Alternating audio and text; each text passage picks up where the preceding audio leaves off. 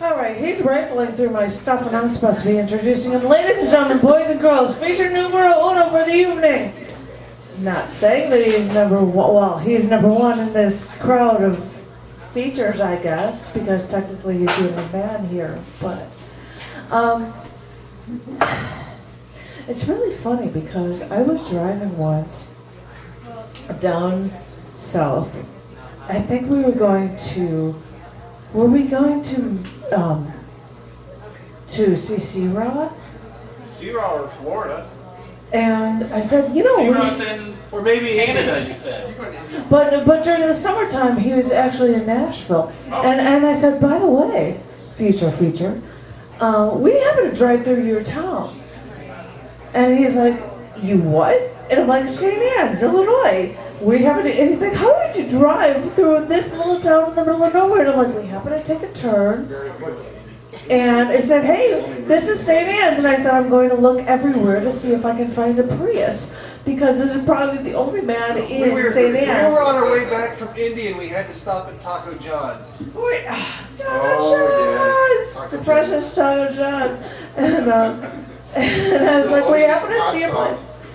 And I only have one packet left, so what am I going to do if I'm going to be able to go out for breakfast anymore? This is why I'm in trouble.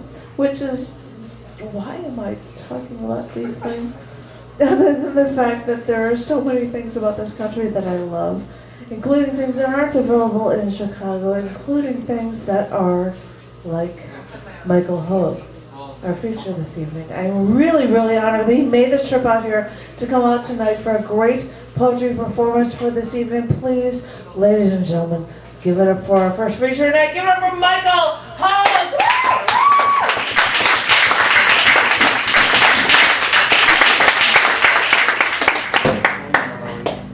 Ooh. Well, I guess you got two. Yeah, whatever. It's okay. It's not. I'm so embarrassed. Thanks for coming out here on this cold Chicago night. Always pick December, and it's always cold. I don't know why. I just wrote this poem, just finished the other day. Get up, come to the window and see the brown moon. Those are lights on a plane or brown Venus or big stars. Squint, squint, quick, it's going. Open the window, hold your split fingers to your eyes. I see now, I see feathers in a circle. I see something like cotton. Do you see the stripes? Do you see the shadows like hair? I see the moon turning. I see both moons turning. Do you see the bristly rims? Do you see the crescent cut like mulberry cobbler? I see flashes. I see something like a camera. But come closer to the window and listen to the night bees. Those are south-going trains or bad bearings on cars, on gravel. Look away, turn your ear quick, it's hushing. Open the window, hold your fingers cupped to your ears. I hear now, I hear rocks on rocks. I hear something like nailed wood. Do you hear animal traffic? Do you hear the moles chasing worms? I hear bags of glass. I hear something like dropped paper reams. Do you hear the buzz and the crack? Do you hear the last wrenches? I hear the letter R. But look, to see the backwards and forwards, up and down? I see something like Q and 3 S's. But listen, do you hear the distant pillows? I hear an open book. But look, do you see the quarter shadows mixing like honey and butter? I see something almost like cups. But listen, do you hear the wind leaving? I hear a puff. But look at the last edge. I see rice falling. But listen, the last gone bees. Thank you. I noticed that there's a couple of knitters in the audience, so this is a poem about knitting. Yes. Yes. Let me finish your knitting, and you can borrow my baseball books. I'll slip one stitch to knit and always knit the next, and never pass a slip stitched over the knit, or knit two through the back loop, or let the trees knit, or knit with worms, or wet my fingers to get a better hold on the needles, like Pud Galvin, who pitched the first perfect game on August 8, 1876 for the St. Louis White Stockings against the Cass Club of Detroit, and 4 years later pitched a loss against Montgomery Ward's perfect game, when few players wore gloves, and I won't wear gloves or substitute SSK for SKP, and I will always keep my yarn clean and never forget to slip knit pass, and I promise and pledge to knit with firm fingers and relaxed wrist. and always turn my hip and not my arm, and ever remember to show the batter my numbers, and push my nose into the catcher's mitt, and I'll never, never, never knit with the lead elbow, and always count 23 stitches to the needle, and never pass a batter to later pick them off base. And I will honor and obey your yarn choice, and separate the peels from the fruit, and always wash the white chicken, and never freeze the ball or look at water, and my yarn career will last 19 years with 365 career wins, and knitting will have a plaque, and pitchers will knit in 2 perfect games and turn the heel with grace and charm as both the winner and the loser.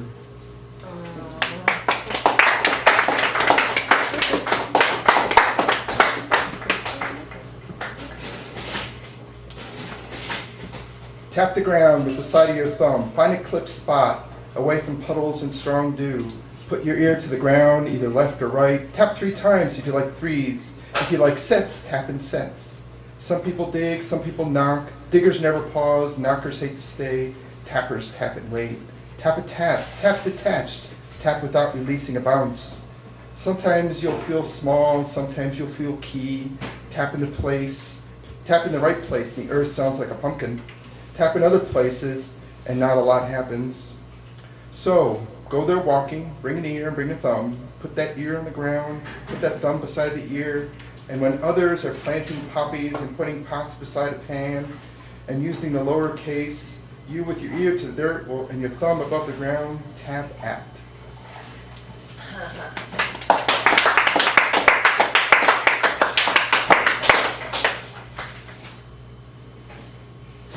I'm going to read another poem and then a short story that's a little longish, but not too long. Part my hair, I'm not an onion and have to decide where to part my hair. I don't hide, I can't mull. I'm not a service berry and never port. I part and need a parting pattern. Do I drill a strict part or float a roll? Should I part like other people's part or pick my own parting gear? A bristle, a hackle, a whore, and part poles and poles apart.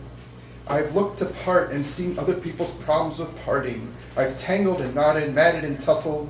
I've gone partless and I've parted parallel and I've tried double and triple with water and soot. Parting to meet and parting to match, parting apart and parting apart. People got apart. People will skirt and people will dress. People part together and people part apart. That one parts in a square and that one parts to fit. Some part in a problem, others part to fix. Each one parting apart to tell apart from part.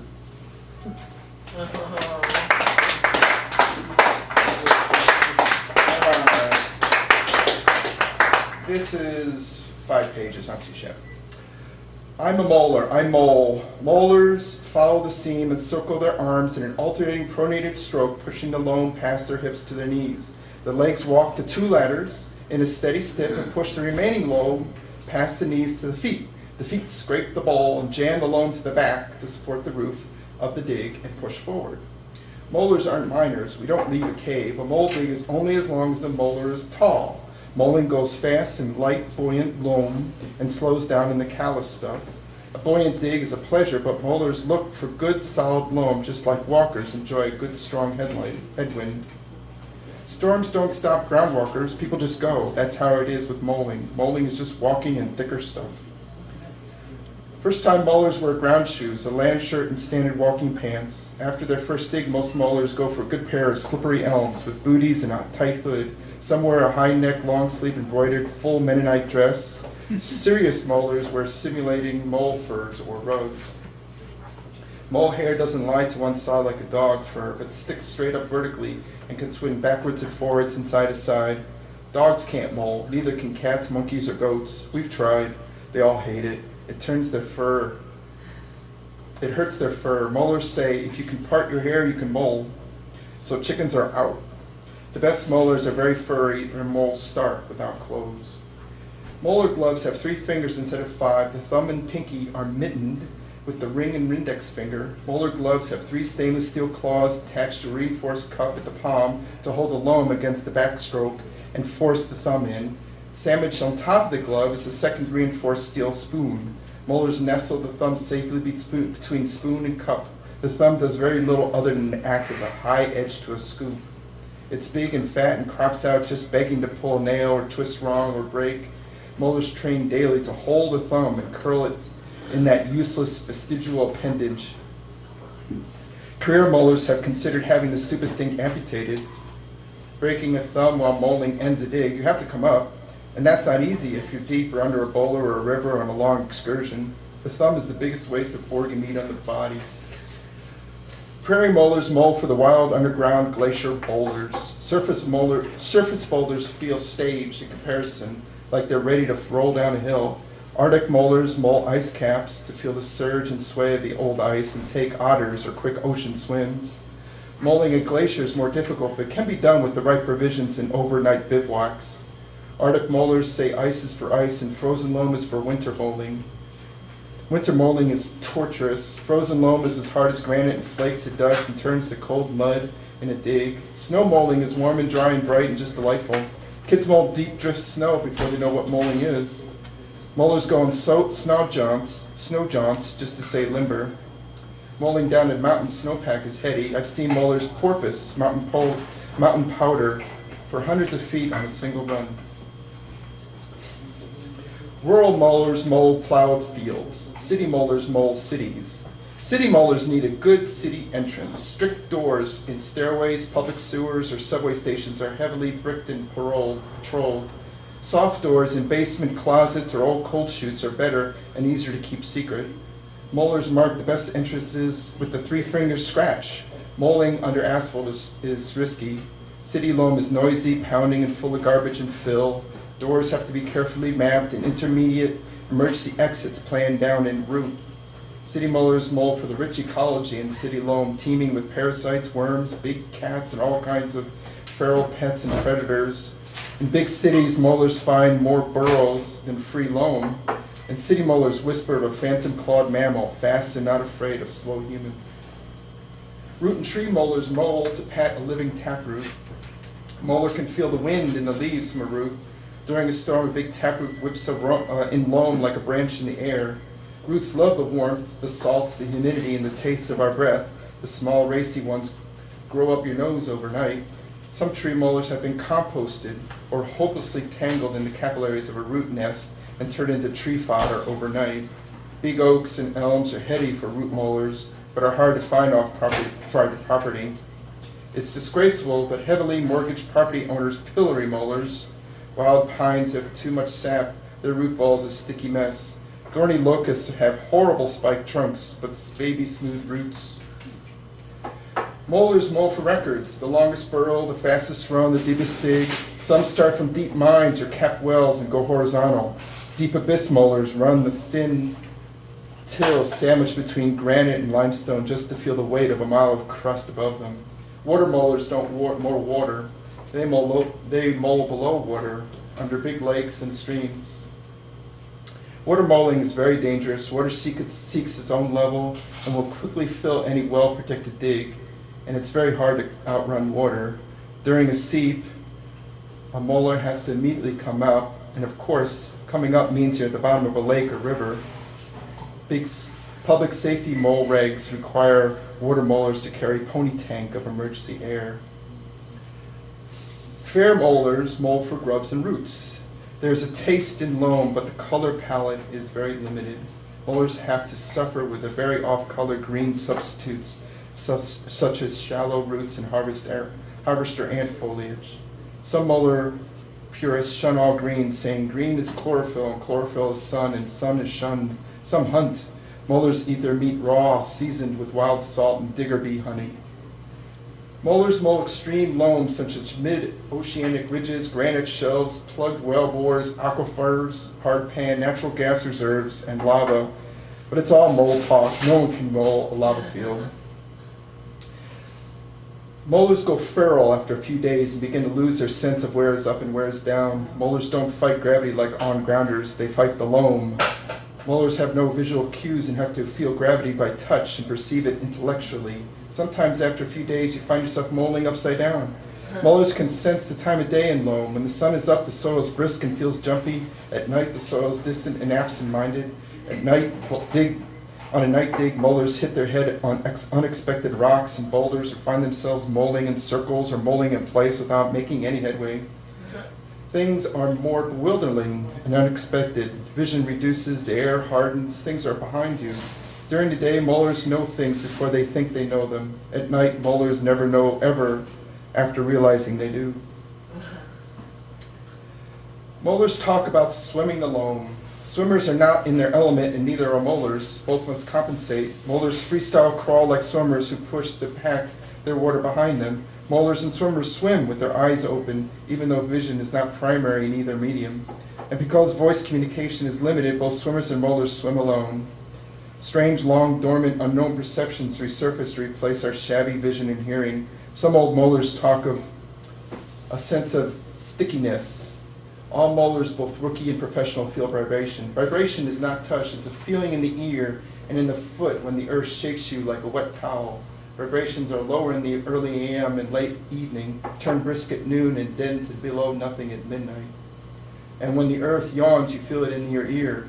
Rookies call it the earth's chokehold.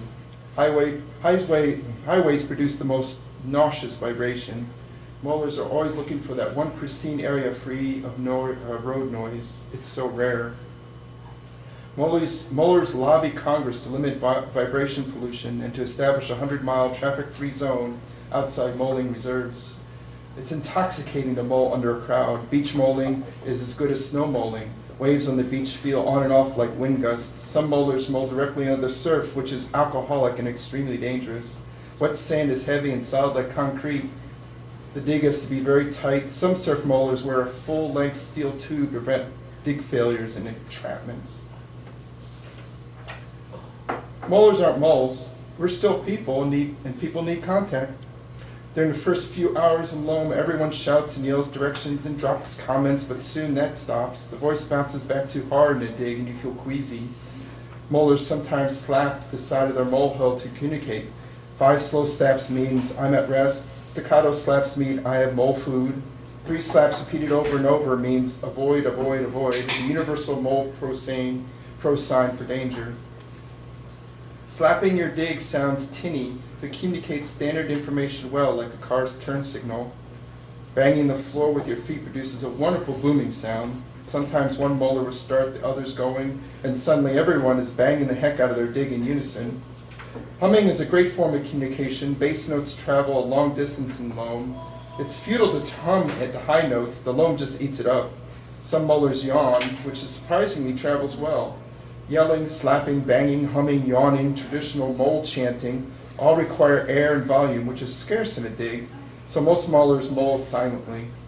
Good friends recognize each other by their moling style. A molar's stroke has a recognizable beat, and that beat vibrates to the loam. Molars feel that vibration in their hips and say to themselves, oh, that's George. Molars come across old mole trails. They're not caves. Mole trails are filled with dirt like any dig, but dirt feels blundered and pre-packed. The sides are brick hard and covered with old claw marks. It feels like a root. Moling goes faster in a trail, and you don't feel as lost. In 1998, molars uncovered a Roman Viti itinerary in the Ukrainian with multiple graded, cambered, and surveyed digs, passing lanes, off and on ramps, standardized drainage, and tolls. On very old trails, molars find signage bolted to the roof with 3 parallel marks for a junction or 3 parallel marks crossed by 1 for a merge. Some signage includes embossed letters like LFGLE for mole, the mole adage for find good loam. Mole signage is for molars, not for groundwalkers. They face down. There's no color or printing. All the marks are embossed and big. Occasionally, archaeologists excavate old mole signage and interpret them as religious icons or offerings, ancestor worship, grave markings, loam cults, etc., etc., etc. But it's just moling. Good friends sometimes go strolling just below the surface. They take quick dips, pop up to feel the sun on their ears, or maybe race a good friend for a few feet and stop and chat and yak with each other. It's funny how talking in loam is never very deep. It's jokey and rarely subdued. And the imagination flies in loam. Molars tell extended jokes, adding to each other's stories on the fly. Mole jokes are always community jokes and just don't seem to make much sense on the ground. You have to explain dig jokes to a walker, and it just never works. Molars do meet up in loam occasionally. It's very startling to feel a hand on your side or a toe hit your face or touch the warm side of another when all you've been feeling for the last half week is cold loam. And then you share a mole hole for a time, and it's a joy. You take each other out, work together to make a nice little cozy mole cubby, pushing away the dirt until there's no dirt left, and even your feet share the same burrow. Friends, strangers, enemies, these sweeping blanket simplifications melt away in a mole cubby. It's just two people in dirt on their way to dirt, and you spend a pleasant time together and then go on your way. Thank you very much.